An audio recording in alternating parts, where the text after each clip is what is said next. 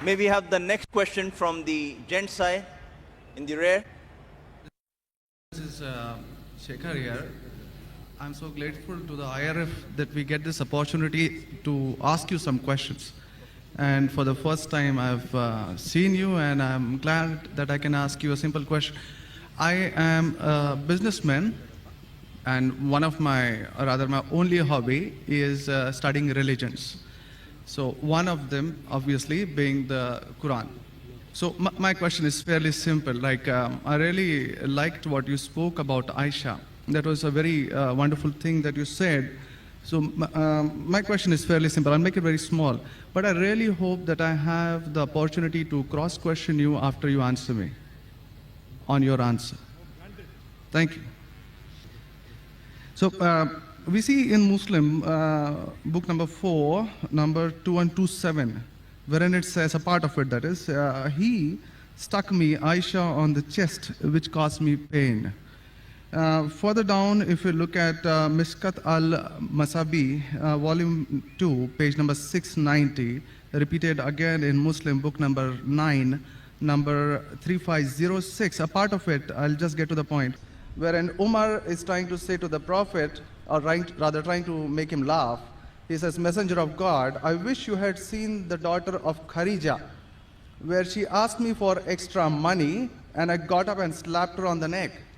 God's messenger laughed and said, they are around me, as you see, asking for extra money. Abu Bakr then got up, went to Aisha and slapped her on the neck, and Umar did the same to Hafsa. Now we see something of a pattern coming in. Then if we just jump to Quran chapter 4, verse 34, and those wives you fear may be rebellious, admonish, banish them to their couches and beat them. Now, as I understand from your talk, that there is equal punishment for both man and woman. I'm not contending whether they should be beaten or not. My point is, what is the right of the woman if the man is wrong? Because he gets to beat her up. Brother asked a very good question, and I give you the right to cross-question me after the answer. It is granted. The brother quoted hadith of Sahih Muslim and Mishkat al-Masabi. Do you know the relationship between Hafsa and Hazrat Umar? Well, I've not really got to the point that much. I'm still studying. Do you know the relationship of Aisha and Abu Bakr? May Allah be pleased with them both. Her father, if I'm not mistaken. That's right. I'm asking you a question. Are you married? Yes. Yes. Do you have a daughter? 2 of them. 2 of them, fine. I get to go to heaven. Sorry? I get to go to heaven. No. If you bring them up correctly, I remember with that. love and compassion, then you'll go to heaven, otherwise not. But, just kidding. But that is only righteous deed. Without iman, you can't enter Jannah. So for you to go to heaven, besides upbringing your 2 daughters correctly, you have to follow the laws of the Quran and the Sahih Hadith and be a believer. I understand. That we'll discuss after answer to you. I understand. After answer, inshallah. I'm asking a simple question. Suppose your daughter, if she wants to jump from a 10-story building, what will you do? I'll stop her. Is she adamant? What will you do? Point, yeah. You get the point, very good. If she wants to jump, no, I want to go. I want to fly like Superman. Dad, you are preventing me from being a Superman. What will you do? Well, I'll stop her, obviously. Will you slap her or not? If required. She says, no, I want to jump. What will you do? Well, I can ask it the other way around. What I'm if asking, my wife brother. sees... I'm asking. If she wants to jump from the 10-story. I will hit her. If required. Not normally. You will say, Arey beti, jaan do na, Superman mat bano. Nahi banne ka abba. Jump marne ka hai. Ab dekho kaisa udti hu main. I want to fly. One flap. A father is cruel to be kind. Yes. Now, our beloved Prophet Muhammad said, anyone who does not love Allah and His Messenger more than his own life, he is not a Muslim.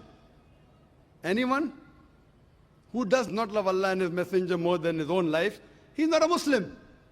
So there are many occasions what happened that sometimes they were disrespectful to the husband. Not a normal husband, Prophet Muhammad sallallahu alaihi wasallam. There were many occasions, not one occasion. There are many occasions, Hazrat Umar, may Allah be pleased with him, and Hazrat Abu Bakr, may Allah be pleased with him. When they came to know that one of the wives has caused pain to the Prophet, they were the father-in-law of the Prophet. But they love the Prophet not only more than their daughter, they love the Prophet more than their own life. There are many occasions. Which occasion you are referring to, I don't know. There were occasions when they came to know that my daughter has caused pain to the Prophet of Allah. How dare she does it? They being father, they have the right to slap. Not you and me. For us, they are the Ummahatul Mu'mineen. They are the mothers of the believers. But yet, they were human beings. Even the wives of the Prophet. Though they were wives of the Prophet, they are the best examples, yet they were human beings and they did make mistakes. Like the ayah recited by the Qari, Surah Nisa chapter 4, 32. They want equal rights. There was in Surah Azab chapter 33, where the wives of the Prophet tell the Prophet, why don't you give us the luxury of this world? They objected, why are we undergoing such a life of poverty? So Allah sends a revelation. If you want this world, I will grant it to you, but you will not get Jannah. The verse of the Quran says, I will free you. That means, if you want, I will let you go free. Divorce, not that he divorced. And you can get the luxury of this world, but you won't get heaven in the hereafter. And the wives of the Prophet, they repented and they asked for forgiveness and Allah forgave them. So here also it's in context. And going against the Prophet is more bad than jumping from top. Jumping from top, your daughter will kill herself, that's it. Correct? But going against the Prophet is more bad. Did you get the answer? Sir, but my question still stands. I understood your point. I haven't completed my answer. Okay, you asked the question, no problem. My question is pretty simple. I haven't completed my answer yet, brother. All right. Because I know your question was in two parts. Then you quoted the verse of the Quran, Surah Nisa, chapter 4, 34. Yeah. And said about wife beating. I want to complete that before you answer. Otherwise, you said Zakir answered half. I only answered one part of the question regarding hadith. The second part is of Surah Nisa, chapter 4, verse number 34. Exactly after the verse that was recited by the Qari. After verse which says, Ar-Rijalu Qawwamuna 'ala an-Nisa, that the men are the protectors of the women. The verse says that if they're disobedient, then don't talk to her. After that, don't share the bed. Then the Arabic word is daraba, means beat her lightly. The Arabic word is beat her lightly, daraba. Ibn Abbas, may Allah be pleased with him, said, when you beat your wife, you should not beat on the face. Point number one. Point number two, when you beat your wife, there should be no mark left on her body.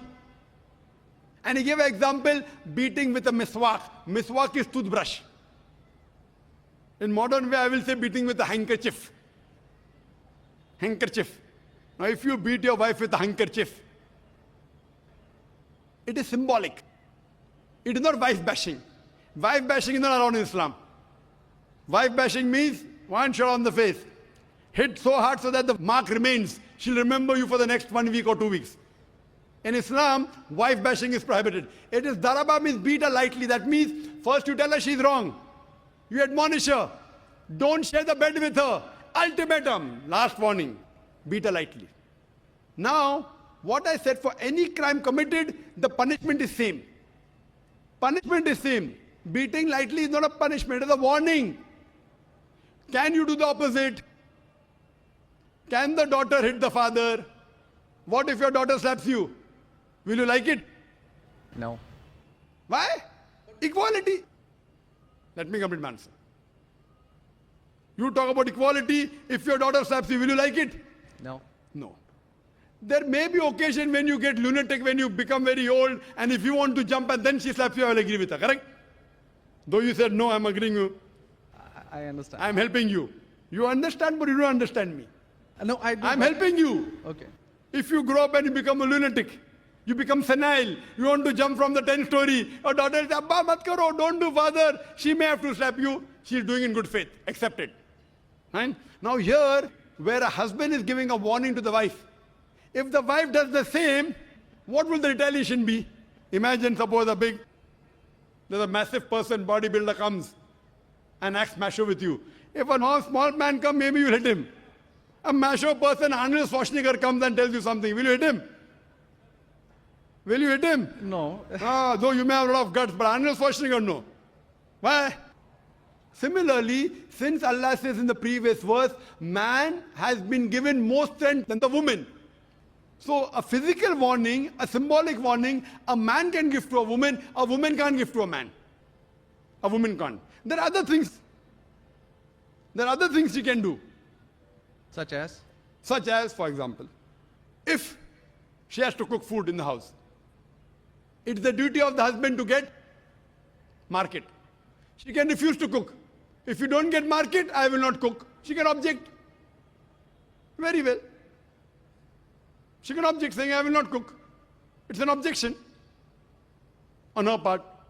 If, for example, he is not offering salah is important, she can object nicely, with love and affection. My dear husband, please offer salah. Then she may get a little bit angry also, no problem. Getting angry with husband is not allowed, unless it's for the sake of Allah and His Rasul. But not physical. She can't get physical. If she gets physical, there will be retaliation. It will never work. Imagine your wife slapping you. Will you leave her? Fine, you may say, Jando. So, what do you realize? This is a symbolic beating. What the Western media has done, they portray as though it is wife bashing. Where is wife bashing? You know the hadith also. So, because of that, Islam is the best way of life. It shows you how to lead life with your wives also. Hope that answers the question. If you have any counter question, you're most welcome, brother. Yes, actually 2 points on that. Primarily, the first thing that you said is a daraba, which means basically tapping. And as I understand from the Hand's Word Dictionary, it comes from the word idrib. And now, if you look at it, the Arabic word is used in 2 ways. One, to strike up a poem, the word idrib, from which the word darwa is taken out. The first is to strike up a poem, and the second, which is used 12 times in the Quran, is a physical action of striking. Is it strike off? Strike up a poem, or Strike second, up a poem. strike up a poem, metaphorically. Second part is the physical action of striking. It's used again in Surah 8:12, wherein it about an angel strike off their heads, strike off the very tips of their fingers. The same word is used. So how can the same word be interpreted there as lightly, but here as Very cutting good off question. the second part? Very good question. Very good question. The second part is that if we come back to Sahih Bukhari, volume 7, number 715, again, the respectable, I truly mean that, respectable woman Aisha, a great scholar, I read about her, narrated, Aisha said that a lady came wearing a green veil and complained to her, that is Aisha, and showed her a green spot on her skin caused by beating. It was the habit at that time for women to support each other, means when they get beaten up, so you support each other. So when Allah's messenger came, Aisha said, I have not seen any woman suffering as much as a believing woman. Look, her skin is greener than her clothes. That was my second part. As for second part, I answer first, and first part, I answer second. No problem. She's complaining to the Prophet that somebody has done injustice to her. It doesn't end saying the Prophet agreed with it. If someone has done injustice, if we read ahead in some other hadith, the Prophet may have done justice to her. It doesn't say that someone beat her and the Prophet agreed with it. Correct? She's just reporting that maybe there is injustice done to a woman.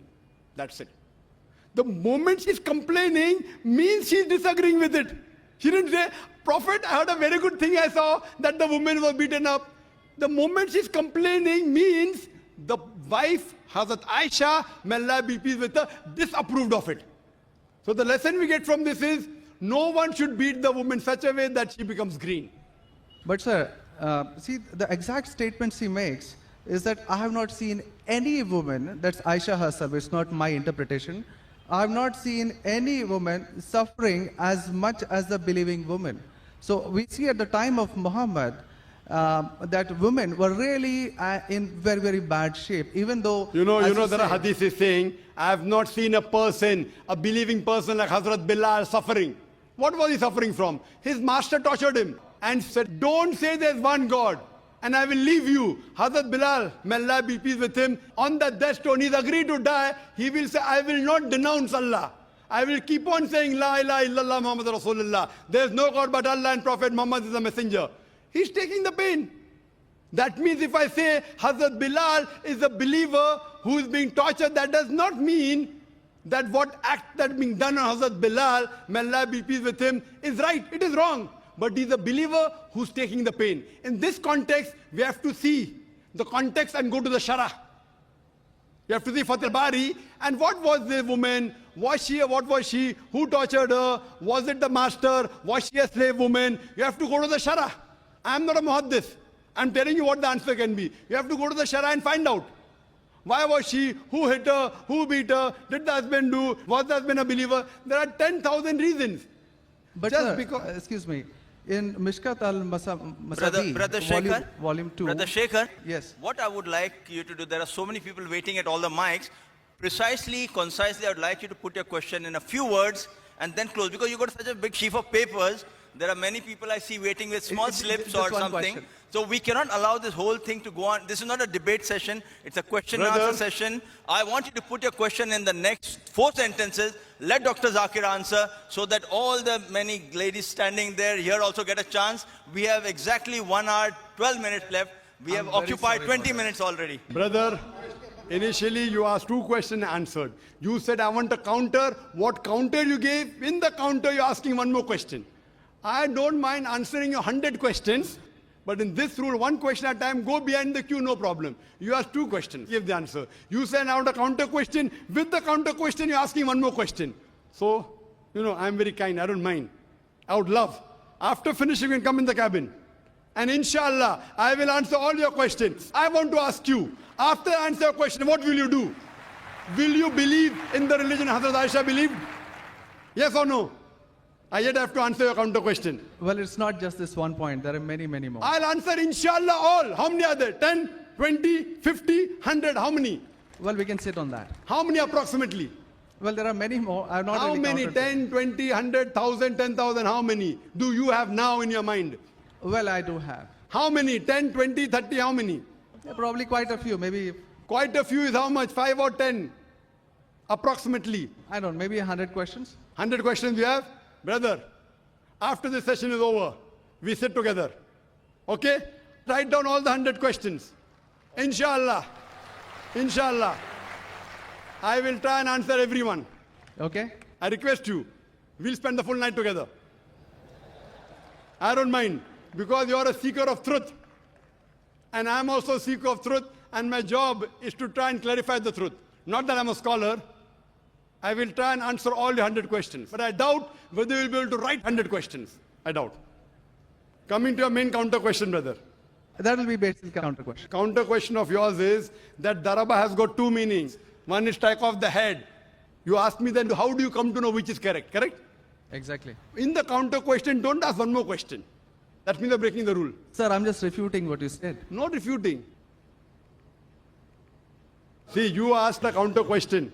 Counter question was of daraba has got meaning of striking. That is the counter question. In that counter question, you asked 1 more question. You can't ask 1 more question in a counter question. You can ask 1 counter question, but that was a fresh question that you asked. Now coming to your question of daraba. You said striking, I agree with you. How do you come to know 1 time it is lightly beating, 1 time it is striking of the head? The verse in the Quran is there, in Surah Maryam, chapter 19, verse number 47. Mary, may Allah be pleased with her, she says, when Archangel Gabriel says that you shall have a son. So she says, how shall I have a son when no man has touched me? How shall I have a son when no man has touched me? Now if you go to the Lugha, your hands wear dictionary, all lanes, I believe you read my dictionaries, all this you get on the internet. It's not difficult. You go on the internet and type, you'll get 100 questions against Islam. Not 100, you'll get 1,000. Very easy. Not that a person has done research. If you had done research, you'd have come to know who was whose father and who was whose husband and mother, everything. But you go on the internet, you get this very easy. Now, the Arabic word masa has got 2 meanings. Physical touch, it means sexual touch. So when Mary, may Allah be pleased with her, she says, how shall I have a son when no man has touched me? It is understood. It is not physical touch, it is sexual touch. Correct? Yes. Similarly, there are several verses in the Quran. Now, when there are 2, 3 meanings, even both can be correct or 1 can be correct. To have more details, you go to the Hadith. Hadith is the commentary of the verse of the Quran. Correct? maybe the same word has got two meanings. In that verse, it means meaning number one. In the second verse, it meaning number two. Hadith is the commentary. So when we go to the hadith of this Surah Nisa, chapter 4, verse 34, talking about daraba, there the Prophet said, do not beat on the face. Do not leave a mark. Beat like a toothbrush. I gave the answer, but you were so much concentrating on the notes you have that you forgot my answer. If you have heard my answer, that if there are 2-3 meanings, all meanings may not be right. Maybe one is right, maybe two are right, maybe all three are right. Therefore, you have to go back to the Prophet. The Quran says, Atiullah, Atiur Rasul. Obey Allah and obey the Messenger. So when there are 2-3 meanings, you have to go to the hadith and find out what did the Prophet mean by that word. So there when it says strikes off that, it means strikes off. Here it means strike lightly. So therefore, if you know the supplement to the commentary of the Quran, it's the hadith. Without the authentic hadith, you cannot understand Islam. So a prophet said, it means beat lightly, like beating with a toothbrush, don't beat on the face, don't leave a mark on the body. So these are the guidance given by Rasul. Therefore, it is obligatory that besides the Quran, you have to follow the authentic hadith. Hope that answers the question. And inshallah, I'll wait for you after 10 o'clock in the speaker's lounge, inshallah. Yes, Brother Shekhar? Thank you. And I'll be since there. you have 2 daughters, you said you have 2 daughters and you want, sorry? And one son. The son, there's no hadith saying the son will take you to Jannah here. Yeah. If he becomes the pious son, and if he prays for you, inshallah, even he will be a path to Jannah. What I want to see to it that besides good deeds, you even have faith. Faith is one of the important criteria to go to Jannah. And since you have an urge to go to Jannah, to paradise, inshallah, I pray to Allah subhanahu wa ta'ala, may He make me the zarya, the pathway to take you to Jannah, inshallah. Yes, sister.